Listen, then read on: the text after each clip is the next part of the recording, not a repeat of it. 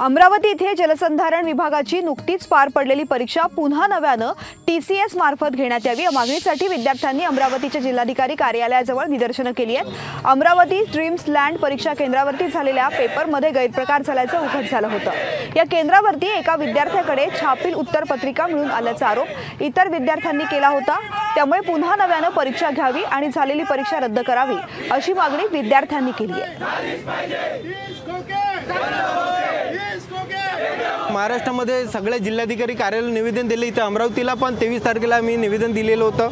तर त्या निवेदनावर अजूनपर्यंत कारवाई झाली नाही। परीक्षा आमची एकच मागणी आहे, परीक्षा ही रद्द व्हावी, पुन्हा परीक्षा व्हावी आणि चौकशी व्हावी। जिथपर्यंत तो पेपर फुटलेला आहे आणि त्यामध्ये जे रॅकेट आहे पूर्ण ते शोधून SIT चौकशी करावी प्रशासनाने आणि आमच्या मागण्या पूर्ण कराव्या। जलसंपदाचा पेपर रद्द करून येत्या 2-3 महिन्यात पेपर तो घ्यावा, बस एवढीच आमची मागणी आहे विद्यार्थ्यांची। लोकशाही मराठी ऐका, पहा, जागरूक रहा।